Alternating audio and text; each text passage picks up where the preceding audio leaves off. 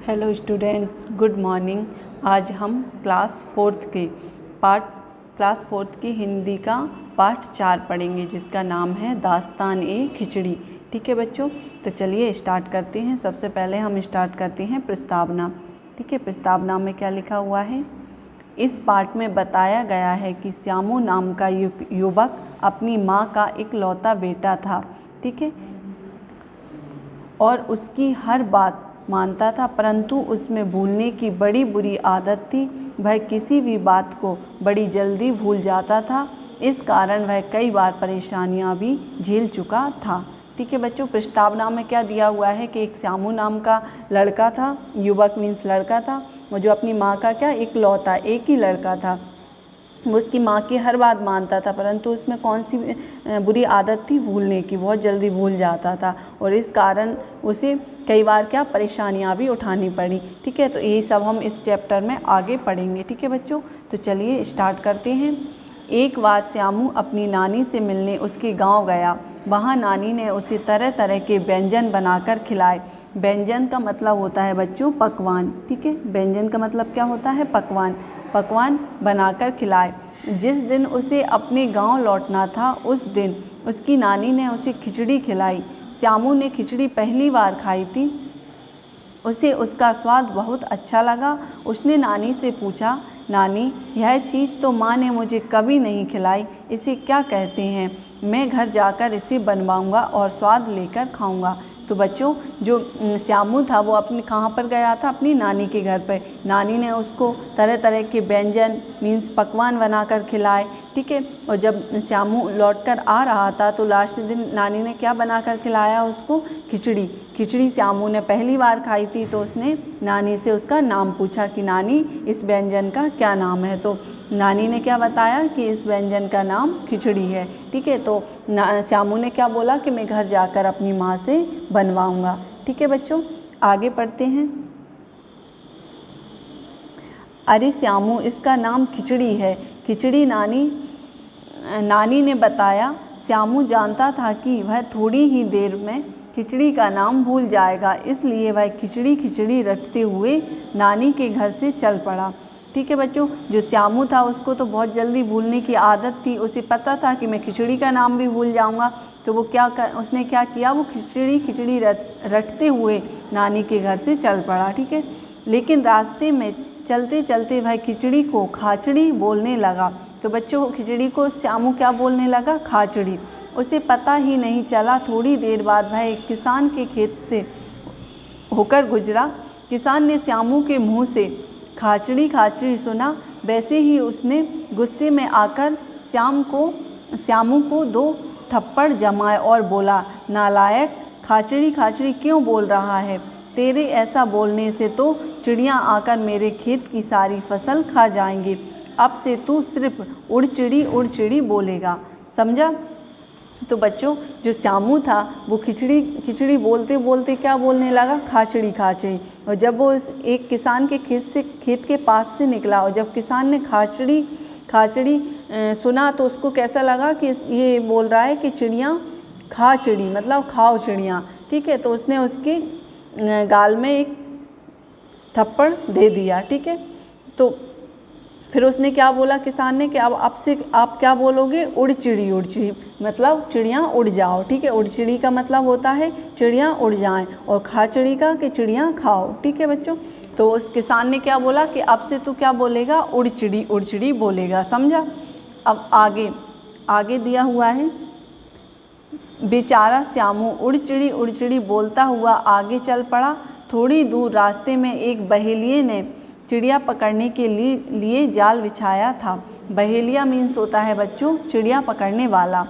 जब उसने श्यामू को उड़चिड़ी कहते सुना, तो उसने क्रोध को, आगे चलते हैं नेक्स्ट पेज पर बच्चों, क्रोध का पारावार ना रहा। क्रोध का पारावार का मतलब होता है बच्चों बहुत ज़्यादा गुस्सा आना। ठीक है, अत्यधिक गुस्सा आना। जब जो बहेलिया था चिड़िया पकड़ने वाला, उसने श्यामू के मुंह से उड़चिड़ी कहते हुए सुना, तो उसको क्या आ गया? बहुत ज़्यादा गुस्सा आ गया। वह श्यामू की पिटाई करते हुए बोला, बेवकूफ़, अगर तू ऐसे उड़चिड़ी बोलेगा तो मेरे जाल में चिड़ियाँ कैसे फंसेंगी। ठीक है, अब अगर तूने उड़ चिड़ी कहा तो तेरी खैर नहीं। ठीक है, इससे अच्छा है तू फंस चिड़ी बोल। फंस चिड़ी का मतलब होता है बच्चों चिड़ियाँ जाल में फंसना। ठीक है, आगे श्यामू मरता क्या ना करता, क्योंकि अगर श्यामू नहीं बोलता तो वो बहेलिया था, वो श्यामू को मारता। तो वो फंस चिड़ी रटता हुआ आगे बढ़ चला। ठीक है, रास्ते में एक जंगल था जहाँ कुछ चोर छिपे हुए थे। जब उन्होंने श्यामू को फंस चिड़ी कहते हुए सुना तो उन्होंने उसे पकड़कर बुरी तरह पीटना शुरू कर दिया। उसका सरदार बोला, इस तरह फंस चिड़ी बोलकर तो तू हमें भी फंसा देगा। अब अगर तूने फंस चिड़ी कहा तो तेरी खैर नहीं। अब तू यह बोलते हुए जा कि ऐसा सबके साथ हो श्यामू, ऐसा सबके साथ हो, रटता हुआ चल पड़ा। रास्ते में एक शव यात्रा जा रही थी। जब उन लोगों के कानों में श्यामू की आवाज़ पड़ी तो उन्होंने मिलकर श्यामू की इतनी धुलाई की कि उसको नानी याद आ गई। धुलाई का मतलब होता है बच्चों यहाँ पर पिटाई करना। उसको बहुत ज़्यादा मारा और उसको उसकी नानी याद आ गई। मतलब उस नानी याद आने का मतलब होता है कि उसके होश ठिकाने पर आ गए। ठीक है बच्चों,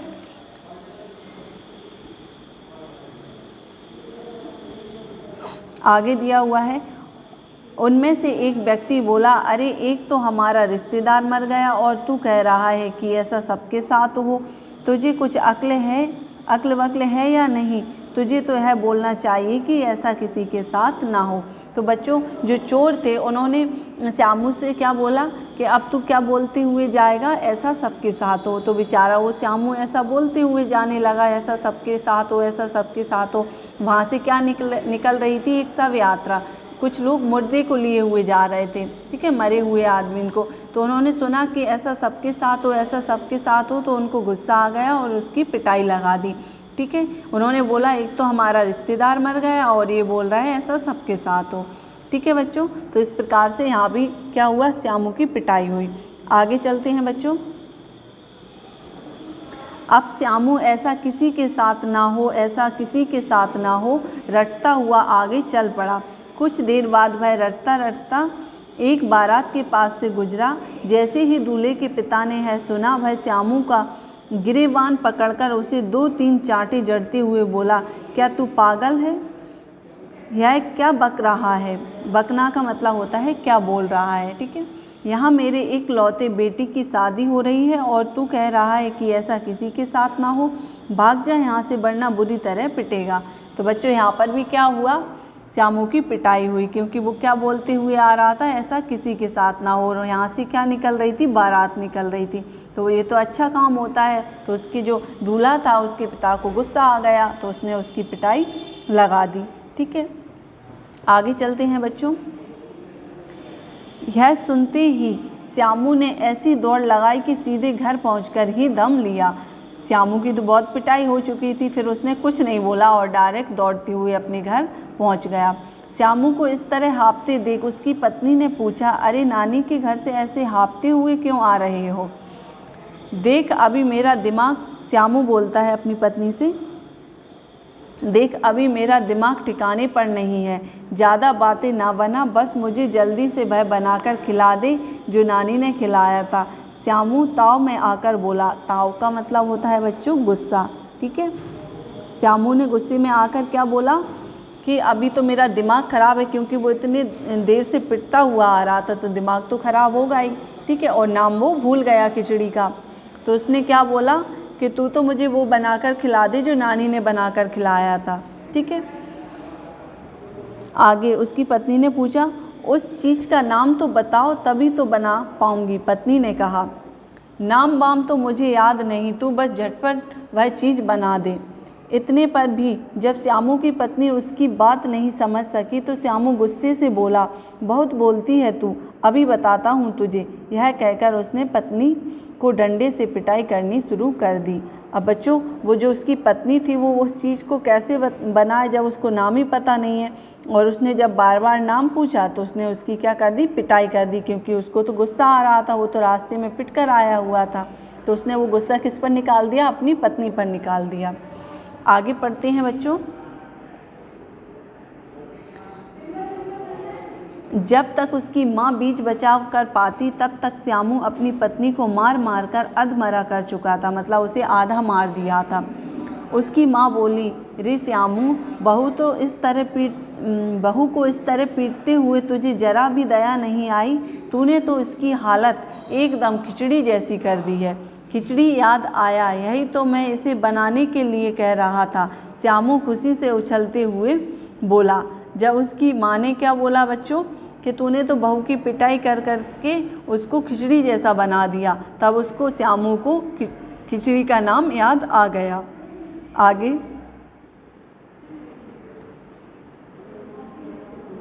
मानना पड़ेगा श्यामू, तू रहा भुलक्कड़ का भुलक्कड़ ही। भुलक्कड़ मीन्स होता है बच्चों भूलने वाला। तेरी भूलने की इसी आदत का खामियाजा आज इस बेचारी को भुगतना पड़ा। उसकी माँ अपना माथा पीटते हुए बोली। ठीक है, माथा पीटने का मतलब होता है अपने माथे पर सिर रखकर बोली। ठीक है बच्चों, और उसका खामियाजा किसको भुगतना पड़ा भूलने का? उसकी पत्नी को। ठीक है बच्चों, यहाँ पर हमारा ये चैप्टर कंप्लीट होता है। मुझे उम्मीद है आप सभी बच्चों को ये चैप्टर में बहुत मज़ा आया होगा और समझ में भी आया होगा। आगे हम इस वीडियो में यहीं तक करेंगे। आगे इसके जो अभ्यास प्रश्न है वो हम नेक्स्ट वीडियो में सॉल्व करेंगे। जब तक आप इस चैप्टर को अच्छे से एक बार और पढ़िए और समझिए। ठीक है बच्चों, तो आगे हम मिलते हैं नेक्स्ट वीडियो में। Thank you.